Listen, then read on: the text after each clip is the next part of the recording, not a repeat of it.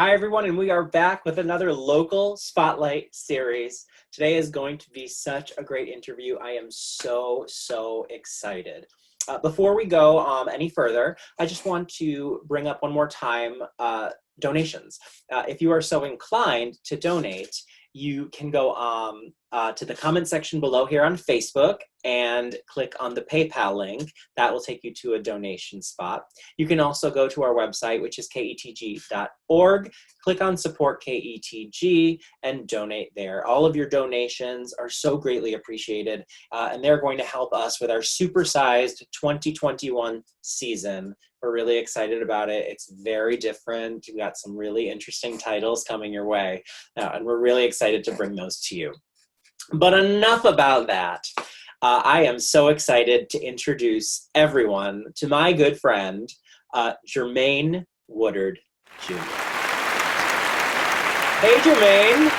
Hello. How are you? I am wonderful today. Thank you for doing this. Honor. We are going to start with my favorite question. It's the question I start every interview with, and that is, tell everyone at home your theatrical timeline. So, how you got started, where you are now, and all the fun little tidbits in the middle. Oh my goodness. So, theatrical timeline. I am from Portsmouth, Virginia, and where I come from, there are a lot of opportunities in theater, but I found my way about middle schoolish and then kind of just took off in high school. I went to the Governor School for the Arts in Norfolk, Virginia, studying voice music, vocal music, however you want to call it. That's where I had my first voice teacher.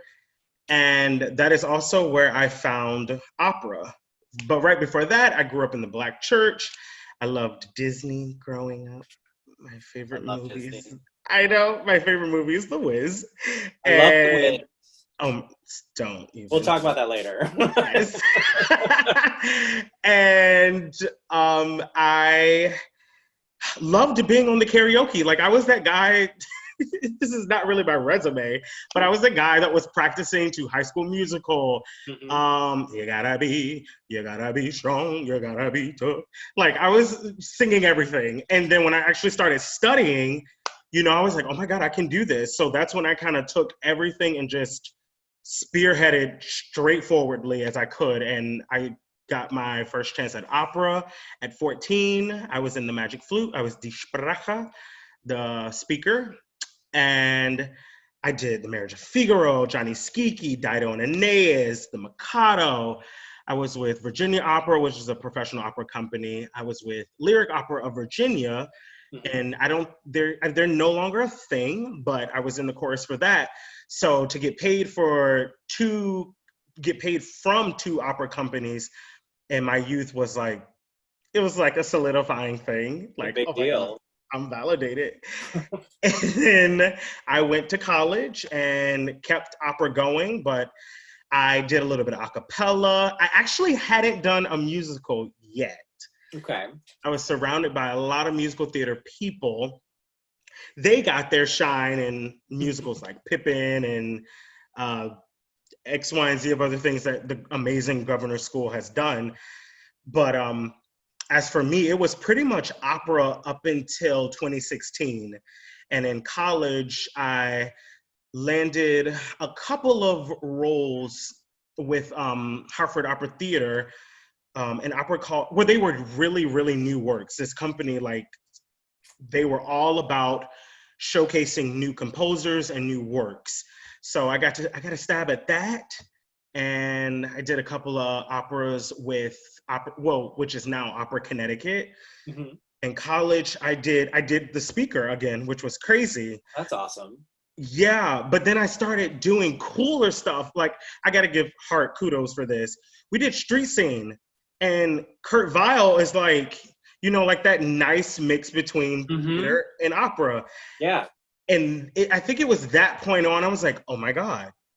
I knew there were pieces out there like this, but I had never experienced it in that way.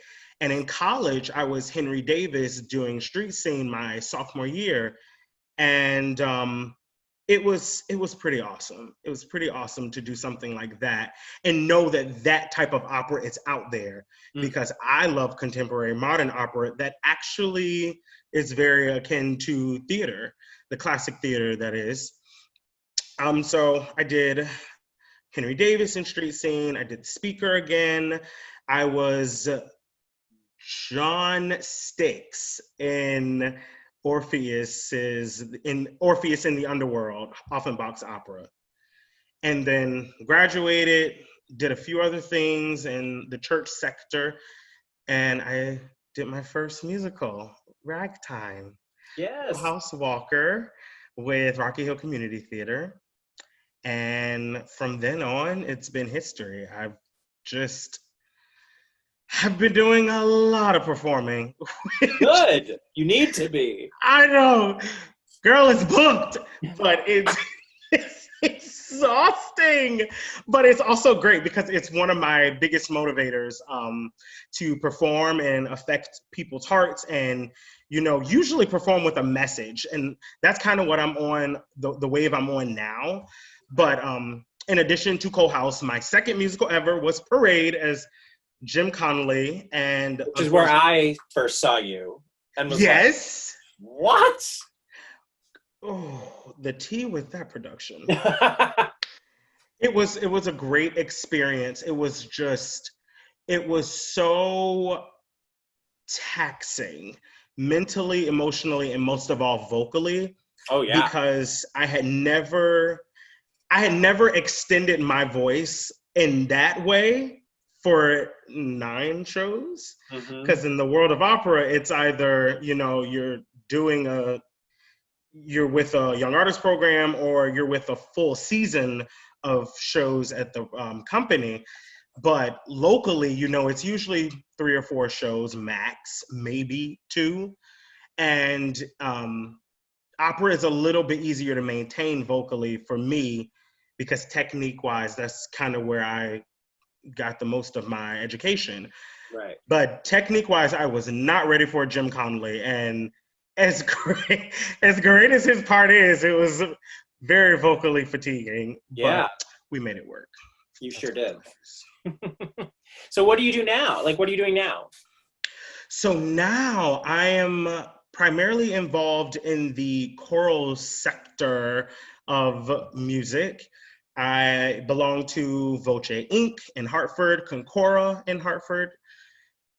Oh my gosh, Voices of Consinity, Consonares, Voices of Consinity. Consonare is a big choral community near the Yukon Stores area. Oh, nice. Yeah, and I'm a part of Composers Choir in New Haven. That's a recording ensemble. I just got into Vox Futura in Boston, Massachusetts, but hashtag haven't performed yet or recorded with them yet. Hashtag pandemic. Hashtag what's happening. And I am also a baritone section leader with the Hartford Chorale, and my home church now, which is Asylum Hill Congregational Church. They are thebomb.com, super opening and affirming, all about people like me, and they have really made Hartford, especially my spiritual home. And sweet Lord, I'm exhausting myself talking about all that I'm doing. So much. Bojack and Cora, Composers Choir, Vox. Oh, and I oftentimes sing with Catholic churches. So I am a part of the roster of Schola Cantorum at the Cathedral of St. Joseph's in Hartford, Holy Family Passionist Retreat Center in West Hartford, and I cantor at Sacred Heart Church in Bloomfield, or Sacred Heart Parish in Bloomfield quite often as well. Wow, that is a lot. Good. Yeah, and sometimes filling in other places. Other things here and there. Now, I have to ask you, like, what got you into opera? School. That's it? Best way to put it, because again, growing up in the Black church and knowing Disney and karaoke and musicals are out there, opera was just not something I knew. And then I saw my first opera, Pirates of Penzance, with Virginia Opera Company. And the real tea is I actually fell asleep. I know. It was like student night. Your boy was not about it at 13. I was like, what is this? And I auditioned for governor school, got in, and there was this one soprano who was singing My Man's Gone Now from Porgy and Bess, and I about lost my marbles. And from then on, up into the journey of opening night of my first opera performance, my debut with the school, my debut with opera, I was hooked. And I thought that was the only thing that my life was going to consist of. And then choral groups on record labels, which is Voces on Signum Records, choral groups in theater and musicals and cantoring all later. And opera is not the only thing on my list, which is great. That's amazing. So what's your favorite performance that you've done and why? My favorite performance. I would have to say it is this really chillingly and hauntingly gorgeous oratorio by Craig Hella Johnson called Considering Matthew Shepard. Okay. And it's based on the murder of Matthew Shepard in 1998 and the trial and the noise surrounding that trial, because the music gets really dark and it kind of tugs at your soul, because it's like when people are on trial, and I'm getting into the story a little too much, but it's really hard sometimes to sing because the language, the way the composer notates this chord or accentuates this word, it's really tough to sing without getting a visceral reaction or without having a visceral reaction. But one day on a Sunday, November 11th, 2018, I was having a rough time trying to wrap my brain around doing this again, because I had did it the night before in Stamford with my group Concora and Yukon Chamber Singers, but that was, I don't know, the element was different. And ironically enough, we were at my home turf, Asylum Hill Congregational Church, on Sunday, the 11th. And it was, I mean, coupled with, you know, my own personal stuff and just knowing how heavy the piece was, I was having a real moment. And I think that I overcame quite a huge professional and artistic breakthrough. And I got through the piece. I exuded a lot of emotion, and to know that people were so affected by it, they were tearful, they were shaken, they were stirred by all of the emotion that I was putting into my solos. I had two. It really made me proud, because I was like, okay, let me be real. I get very, very nervous before performing. I know it never usually comes across that way, because people have told me time and time again, wow, I didn't know you were nervous. Like, what? And I think that's just nothing but grace, because I personally, sometimes I'm like, I don't know if I can do this without looking nervous. But that day I was kind of shaking in my boots, literally. And I stood up there in the front. I was mic'd and everything, which is what this oratorio called for. It was a whole different experience. It wasn't like your Handel or your Rameau or your Bach kind of thing. This was like a new age piece called an oratorio, but with very contemporary elements: guitar, piano, xylophone. Oh, wow. Drums. Yeah, it was a real big kind of showy piece. So yeah, I did it. And I did it with vigor and passion, and the audience felt that. And all I could do was cry after. Sorry, I'm talking a little bit too much No, about I it. love that. But this is why it was your favorite performance. I love that you went into it and talked about how it was such an emotional, it had such an emotional impact on you. Yeah. So now I think you talked about, opera, and you talked about sort of finding musical theater and things like that. So what is the difference when you perform opera to when you perform musical theater? I think opera and theater, musical theater, are in the same bloodline. They're just different people, different roles in the family. Well, people, but different roles in the family. Um, because they, to me, it's important to have the same zest for performing as you would if you're singing Aida, the opera, or Aida, the musical. And the only real difference is how they're sung oftentimes. When certain people belt, you're like, oh, that's musical theater. But when you hear the big old woofy vibrating sound of a woman, contralto or spinto soprano, you're like, oh shoot, what is that?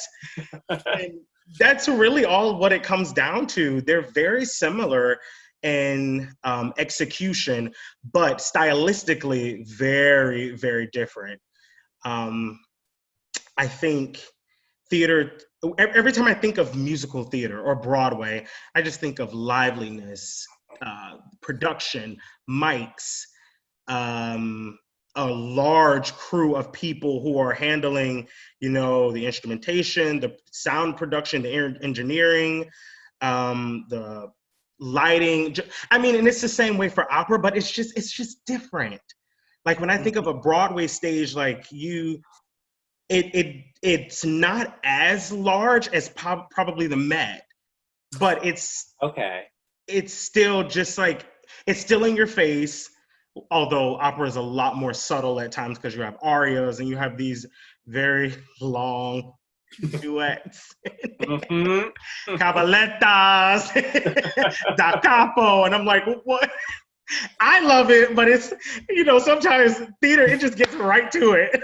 Right. It's like, here's a 2.5 minute song that spans a year. Period. And you get exactly what you need to get. And Mm-hmm. that's another thing. I'm so glad you said that. That's another thing about theater that is so beautiful. It's so colloquial. It's so direct. It's so Mm-hmm. contemporary. It's so modern.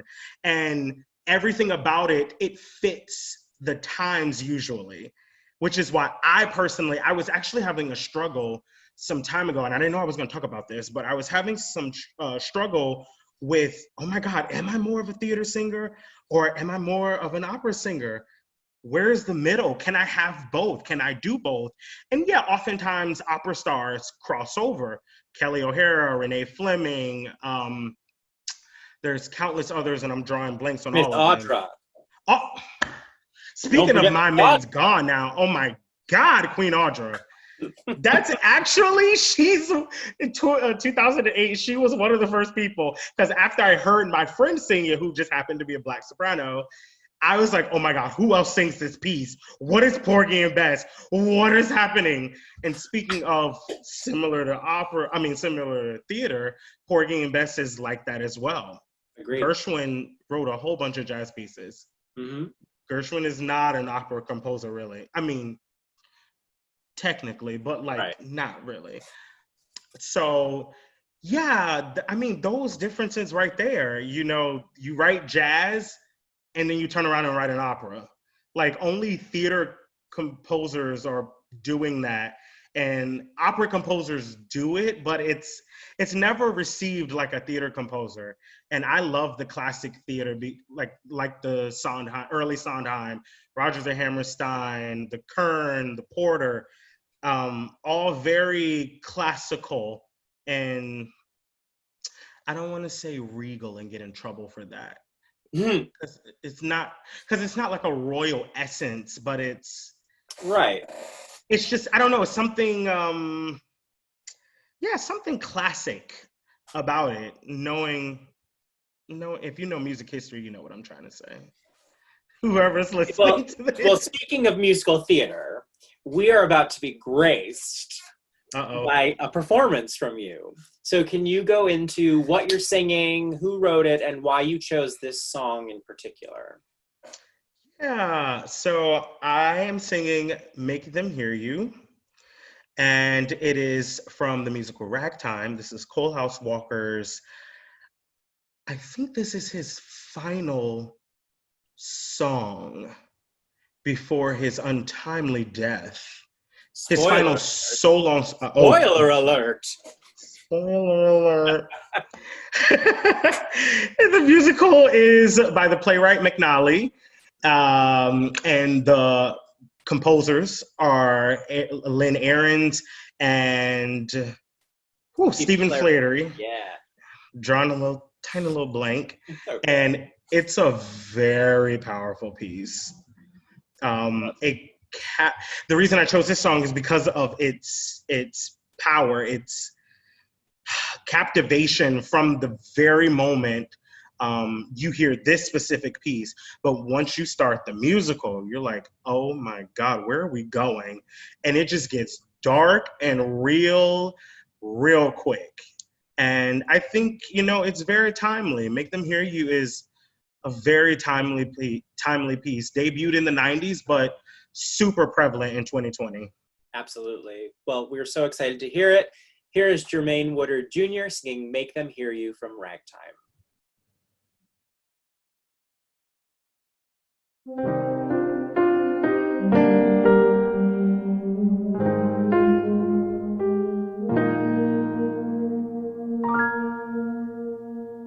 Go out and tell our story, let it echo far and wide. Make them hear you, make them hear you. How justice was our battle, and how justice was denied. Make them hear you, make them hear you. And say to those who blame us for the way we chose to fight, that sometimes there are battles that are more than black or white. And I could not put down my sword when justice was my right. Make them hear you, make them hear you. Go out and tell our story to your daughters and your sons. Make them hear you, make them hear you. And tell them in our struggle we were not the only ones. Make them hear you, make them hear you. Your sword can be a sermon or the power of the pen. Teach every child to raise his voice, and then, my brothers, then will justice be demanded by 10 million righteous men. Make them hear you when they hear you. I'll be near you.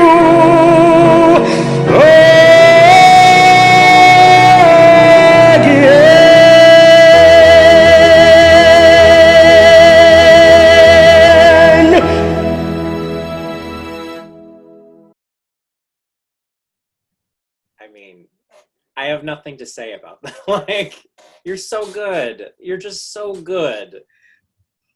Jermaine, Thank you. how dare you bring that to my show?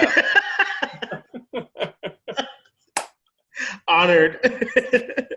So now we're gonna jump into a couple of quick questions that I want to ask. One of them is a question I don't ask many people. I thought it would be a great one to ask you, and that's what motivates you. Oof. That's a loaded question. I am a free spirit, and my healer in a universal way is music. But I am also being a free spirit, I'm also led by spirit. I take spirituality very serious, not religious necessarily, but I like to find beauty and happiness and joy and just pure light and love that we have for our fellow neighbor, fellow brother, fellow sister. And that light and love oftentimes is my biggest motivator to get through the really harsh struggles of life. So music, abundance, prosperity, good food, good entertainment, good fashion, good movies, good music, Good my art. family and friends, good art. Performing arts is my life. And now I'm just like, there are so many sublets of that life that I'm trying to, I wouldn't say, no, because I was going to say monetize. Art is not necessarily meant to be monetized, especially if you're really about it. And at this point, I would much rather be my truest self, talking about the arts, not caring if I ever received a penny a day in my life. Because knowing that the arts saved me when I, quite frankly, didn't know who I was and where I was going in middle school before I found governor school, the arts came and swooped me up. And that's also, art in the abstract sense and art in the philosophical sense is also what motivates me. I love scenery. I love nature. You just love it. All around kind of guy. You love everything. I love life. You love life. I have to say, when I first met Jermaine, I saw him in parade and I was like, I have to go up to this person and I have to just tell him how wonderful he was. And it was like he had known me for years. Even though we were just meeting. And that it shows that he lives his life in such positivity. So I'm glad that you said that. So speaking of positive things, what is the best piece of advice you can give someone about the business if they were trying to get into it? Oh, I just caught myself, man. I said not to monetize, but the best piece of advice as a classically trained singer who wants to do everything, multiple streams of income is like your best bet. Yep. Being a millennial, you need the money to be able to do what you love. Exactly. That's just part of the deal. Like, a lot of us cannot make a living off of what we love, so we need to have that side job so we can do what we love. Period. I get it. Literally, that's all I have to say about that. Multiple streams of income. Really quickly, a quick question that I think is just a fun one. Tell us something that a lot of people don't know about you. A hidden talent. Like so everyone, you're seeing this smile, this vibrance right now. The only way I get this way, or the only way people get this, is if I have enough time decompressing. And as of late, I am a lot more introverted than extroverted. And I used to wear my extroversion with pride. And then I think it was my senior year of college, might have been my junior year, I found the word ambiversion, ambivert, people who are right in the middle. They straddle the fence of extrovert and introvert. And though I wear that now with pride, I do think I'm much more introverted these days. Same. And that's not a hidden talent, but it's a hidden secret. Part of you. Yeah, and it's so interesting because I would never have known that. I would never have known that. You're just so full of life and energy, and so it seems so outgoing. So it's to hear that you're actually so internalized is really interesting. Yeah, that's how my spirit manifests the most, when I'm able to seclude, decompress, rejuvenate, reassess, and when I turn on the switch, it's it's genuine because I do love people. I Right. ride for humanity really hard. I'm trying to bring peace and equality and understanding. I call it overstanding and compassion and compassion and empathy to this world. I consider myself an empath as well, which is why I think now with all the noise that is just kind of overwhelming our lives, I am noise and oversaturation. I mean, I literally only have Facebook, and it's there. From all that was going on, it helped me realize like, whoa, I got to turn it inward sometimes and turn it off and You not need be to afraid of that. for your sanity. Yeah, it's so funny because one of my friends called me 2 weeks ago. Well, she's a friend and former professor and a colleague, but she called me and she was just checking in. And it was so beautiful having someone that I've known for so long now, care about me in that way. But I think like a part of her motivation was thinking that I should reach out because he lives alone. Like, I wonder if he's okay. I wonder if he's lonely. I wonder if he's like enjoying his time, away from society. And I was. I don't feel And like I am. I'm living my best life, actually. I'm getting it together. But listen, whatever works. That's what I say. Right now, it's whatever works. Right. So my last question for you is the question I ask everybody at the end of every interview. I think it is such a universal question when it comes to artists. And that's what draws you to live theater, to live performance? The drama, darling.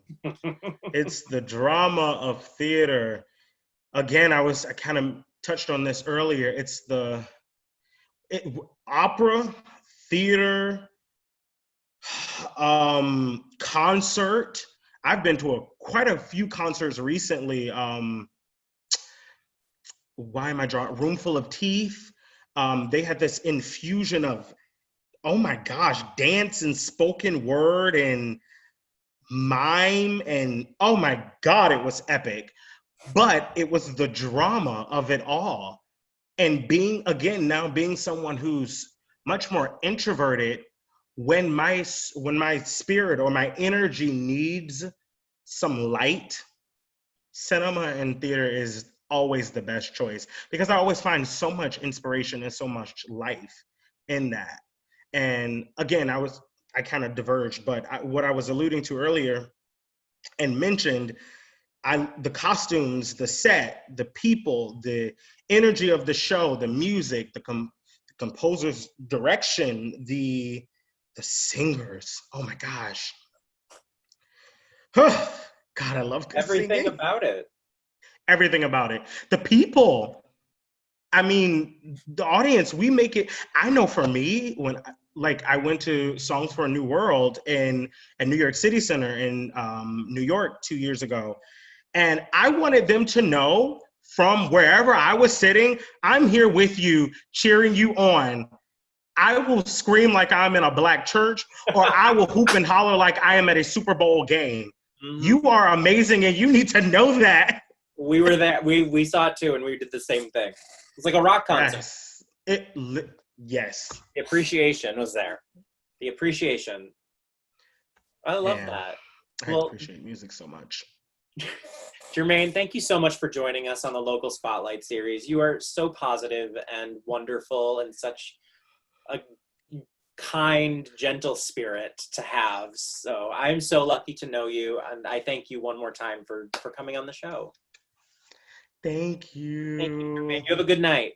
You too. Bye. Such a good guy, so talented. Thank you all so much for watching. Again, if you are inclined, if you're on Facebook, in the comment section below, there is a PayPal link. You could click on that to donate to us.